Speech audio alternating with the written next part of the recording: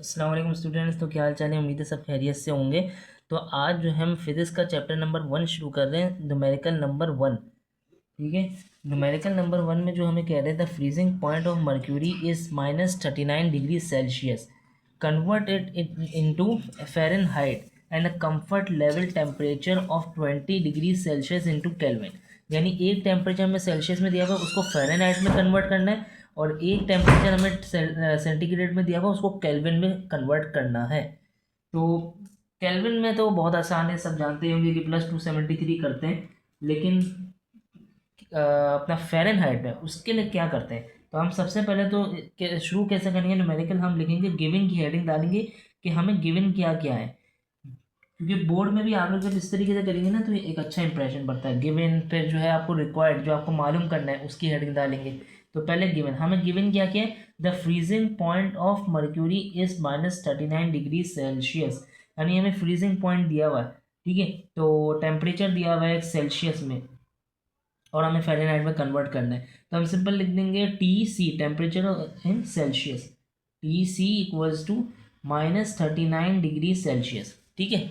और कन्वर्ट करना है तो ये हम रिक्वायर्ड में लिखेंगे। फिर क्या दिया हुआ है? Level temperature 20 degree Celsius. तो यानी ये भी अपना हमें टेम्परेचर दिया हुआ है, तो इसको भी हम लिख देंगे हाँ, तो मैं कहा था, मैं कह रहा था कि हमें क्या टेम्परेचर दिया हुआ है 20 डिग्री सेल्सियस, तो ये भी हमें क्या सेंटीग्रेड में दिया हुआ है। तो ये भी आ गया TC equals to 20 degree Celsius. ठीक है।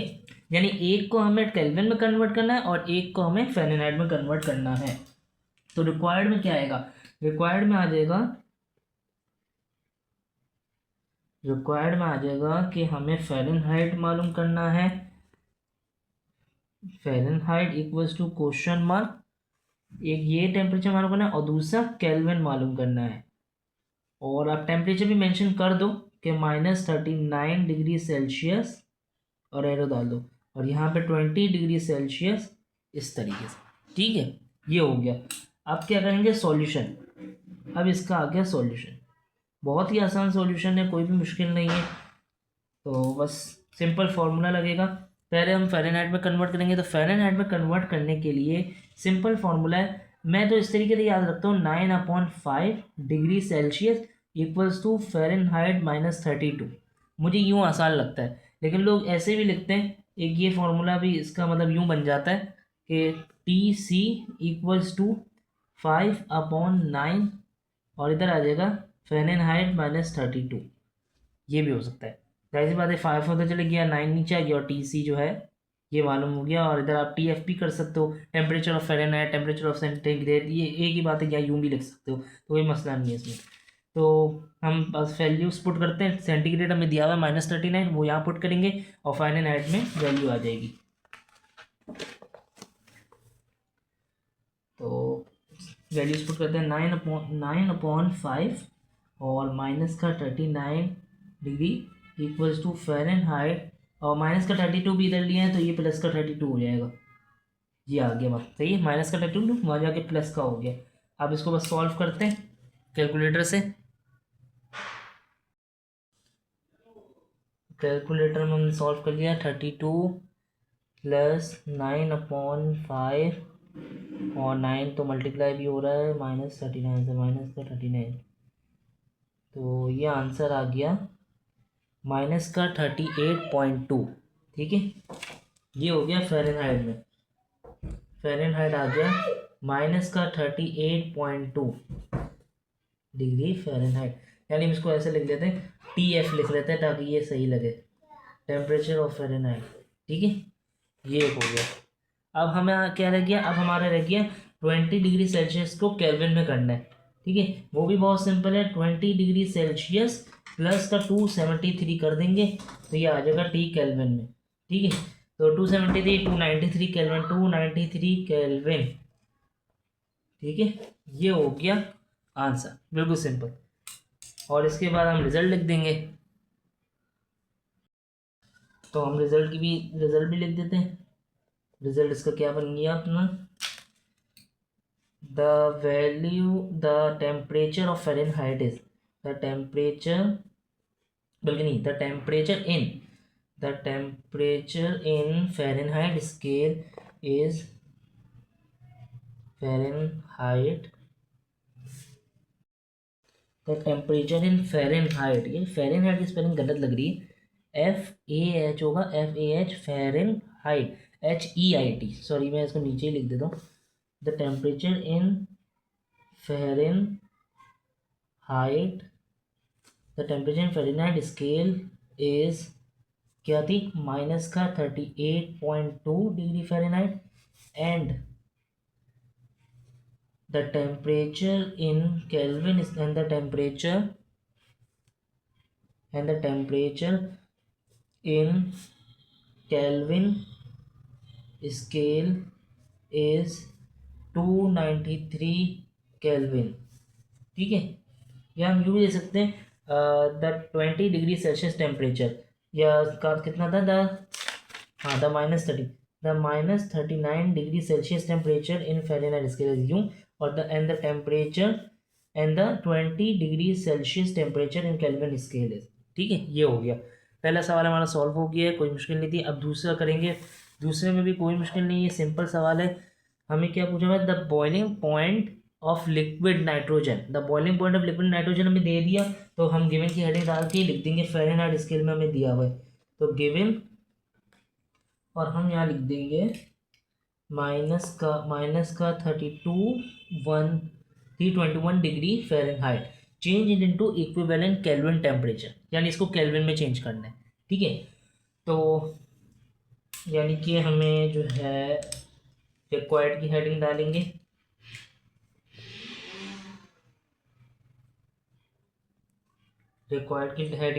और हमें किसमें, केल्विन में, तो TK में हमें चेंज करना है, और TF में हमें दिया हुआ है।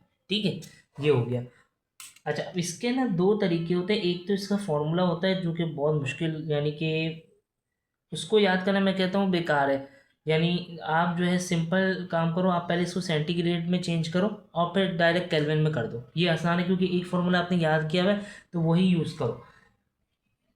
ठीक है, तो अब हम वही वाला फॉर्मूला यूज़ करेंगे, मैं आपको आखिर में वो फॉर्मूला भी बता दूँ। हाँ, तो मैं ये वाला फॉर्मूले की बात कर रहा था कि ये फॉर्मूला कौन सा, एक में याद, मैं इसमें पहले सॉल्यूशन की हेडिंग डाल दूँ।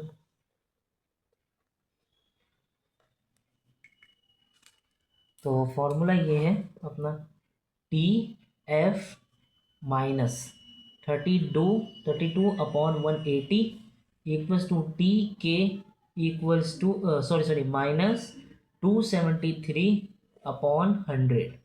ठीक है, यानी फ़ारेनहाइट में हम जब उधर लिखते भी हैं फ़ारेनहाइट -32 उस फॉर्मूले में भी, तो वो ये आगे इस तरीके से हम याद कर सकते हैं अपॉन 180, और इधर TK -273/100। तो ये फॉर्मूला डायरेक्ट आप फ़ारेनहाइट की वैल्यू लिखो और केल्विन मालूम हो जाएगा, एक तो ये, और दूसरा वही है कि आप पहले सेंटीग्रेड में कन्वर्ट कर लो और फिर जो है केल्विन में कर लो।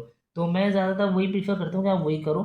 ठीक है, तो मैं इधर लिख भी देता हूँ और करके कि ये वाला फार्मूला जो है हम पहले सेंटीग्रेड में इसको कन्वर्ट कर लेते हैं, 9/5 degree Celsius equals to Fahrenheit -32। ठीक है, अब हमें फ़ारेनहाइट दिया हुआ है तो हम इधर पुट करेंगे और 5/9 कर देते हैं, तो TC कर देता हूँ मैं, यार मैं सेंटीग्रेड लिख देता हूँ, TC ज़्यादा सही लगता है, तो TC लिखें आप भी, टेम्परेचर इन सेंटीग्रेड।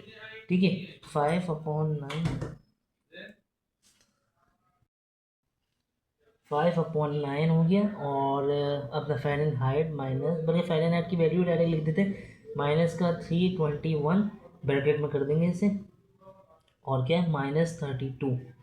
ठीक है, सिंपल इसको सॉल्व कर लेते हैं अपना कैलकुलेटर से डायरेक्ट। 5/9 करते हैं, ब्रैकेट करते हैं, माइनस का 321 -32, और इसका आंसर आ गया -196.11। ठीक है, तो लिख देते हैं temperature in kelvin, temperature, sorry temperature in centigrade क्या आ रहा है, -196.11 डिग्री सेल्सियस। ठीक है, और बल्कि हमें ये इधर डब्बा नहीं बनाएंगे, मैंने गलती से डब्बा नहीं बनाना है इधर, क्योंकि हमें केल्विन मालूम करना है। ठीक है, तो सिंपल क्या करेंगे, -196.11 में हम प्लस कर देंगे 273, और ये आ जाएगा हमारे पास टेम्परेचर इन केल्विन। ठीक है, 76.88 टेम्परेचर इन केल्विन की वैल्यू आ गई 76.88 केल्विन। तो ये हो गया हमारा सवाल कंप्लीट। अच्छा, बुक में ना 77 केल्विन लिखा हुआ होगा, तो इसको हम राउंड ऑफ कर देंगे, यानी कि 76.88, तो एक ही बात है, यानी टी के इक्वल्स टू 77 केल्विन। ठीक है, तो इतना ज़्यादा फर्क नहीं, तो यही आंसर है। और अब जो है रिजल्ट इसका लिख देते हैं। रिजल्ट भी सिंपल है, क्या होगा, बस केल्विन में हमें मालूम करना था, तो दे देंगे द टेम्परेचर इन क्या था, टेम्परेचर में क्या था, the -321 Fahrenheit temperature in kelvin scale is. ठीक है, the -321 Fahrenheit temperature in kelvin scale is 77 kelvin. ये हो गया।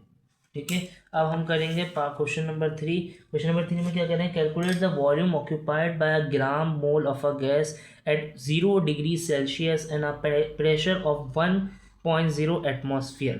तो पहले सबसे पहला डेटा बना लो, जो जो क्वेश्चन में दिया हुआ है लिख लो। इससे पता है क्या, बहुत आसानी होगी आपको। आप फॉर्मूले आपके दिमाग में आ जाएंगे कि यार ये देखो, हाँ ये आ रहा है, ये आ रहा है, ये आ रहा है, मुझे मालूम क्या करना है और अब फॉर्मूला कौन सा लगाना है, सिंपल।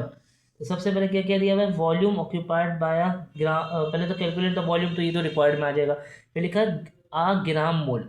आ ग्राम मोल का मतलब 1 मोल, यानी एन इक्वल्स टू 1, यानी मोल को हम एन से डिनोट करते हैं, तो एन इक्वल्स टू 1 हो गया। फिर है gas of a gas at 0 degree, यानी टेम्परेचर दिया हुआ है, तो T C temperature in Celsius equal to 0 degree Celsius दिया हुआ है। तो इसको हम केल्विन में कर लेते हैं, साथ ही साथ कर लेते हैं, क्योंकि हमें तो हम केल्विन में ही करते हैं, स्टेप सॉल्व करते हैं, तो केल्विन में चेंज कर लेते हैं टेम्परेचर को सेल्सियस से। तो 0 + 273 क्या होगा, इक्वल टू 273 केल्विन। ठीक है, ये इधर ही कर लिया हमने। अब क्या दिया हुआ है, एंड प्रेशर दिया हुआ है 1 एटमॉस्फेयर का, तो P equals to 1 atm। Atmosphere को हम 1 atm लिख देते हैं शॉर्ट में। ठीक है, अब इसमें कौन सा फॉर्मूला लग सकता है, पहले हमें प्रेशर भी दिया हुआ है, मोल भी दिया हुआ है, टेम्परेचर भी दिया हुआ है, तो क्या लग सकता है, P V equals to N R T, यानी हमें वॉल्यूम मालूम करना है, पी हमें पता है, एन पता है, आर कांस्टेंट होता है और टेम्परेचर भी पता है। तो सिंपल हम रिक्वायर्ड डालेंगे, या ये रिकॉर्ड, और मैं कहता हूँ जो कांस्टेंट वैल्यू है ना वो भी यही मेंशन आप कर दो, हाँ गिवन में ही, डेटा में ही कर दो, बिल्कुल सही है, डेटा में ही कर दो। जैसे आर कांस्टेंट है, इसको बोलते हैं गैस कांस्टेंट कहते हैं ना, आई थिंक।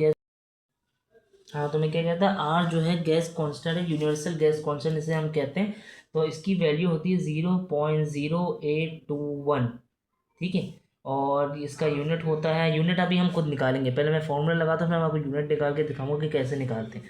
रिक्वायर्ड क्या है अपना, वॉल्यूम, तो volume equals to V equals to question mark. और अब हमें जो है सिंपल सॉल्यूशन इसका करते हैं, बहुत ही आसान है, सिंपल फॉर्मूला लगाना है और इधर लग जाएगा P V equals to N R T, और प्रेशर वॉल्यूम मालूम करना है, तो वहाँ ले जाएंगे N R T upon P.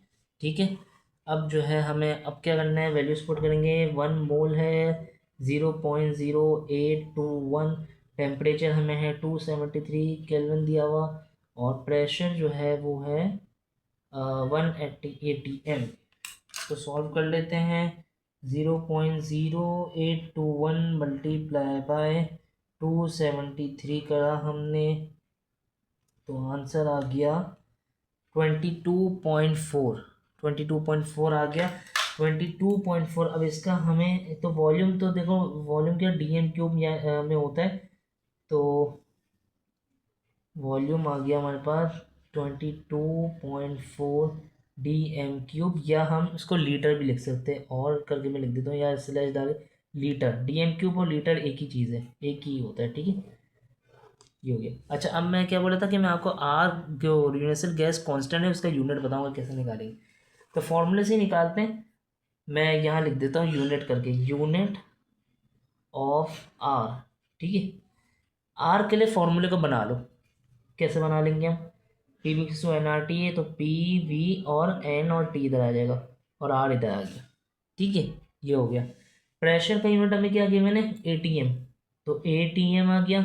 Dot volume, litre भी लिख सकते हो, डीएम क्यूब भी लिख सकते हो, मैं डीएम क्यूब लिख देता हूँ, एक ही बात है। आई थिंक बुक में जो है लीटर लिखा हुआ है, तो आप लीटर भी लिख सकते हो, कोई मसला नहीं है, ठीक है। एन है मोल, इधर आ गया मोल, ठीक है, इसका यूनिट हो गया मोल्स का, मोल होता है। टेम्परेचर क्या होता है, केल्विन होता है, बन गया आर का यूनिट। तो ये होता है यूनिवर्सल गैस कांस्टेंट का यूनिट, यानी ATM DM cube upon mole dot kelvin. तो क्या हो गया, एटीएम डीएम क्यूब और मोल डॉट केल्विन, ये इसका यूनिट होता है यूनिवर्सल गैस कांस्टेंट का। तो ये पूरा हो गया है, बस रिजल्ट है, रिजल्ट आप खुद ही लिख लेना क्या बनेगा इसका। द वैल्यू ऑफ, या लिख देंगे calculate the volume occupied by gram mole of a gas, है ना, तो लिख देंगे the occupied volume by a gram mole of a gas is, the occupied volume by a gram mole of a gas is 22.4 DM cube और litre. तो ये हो जाएगा इसका आंसर, ठीक है। ये तीन हो गए न्यूमेरिकल, बाकी के न्यूमेरिकल हम बाद में अगली वीडियो में करेंगे। तो तब तक के लिए दीजिए इजाज़त, और जो भी कोई भी मसला हो तो प्लीज़ पूछिएगा ज़रूर। ओके, अल्लाह हाफिज़।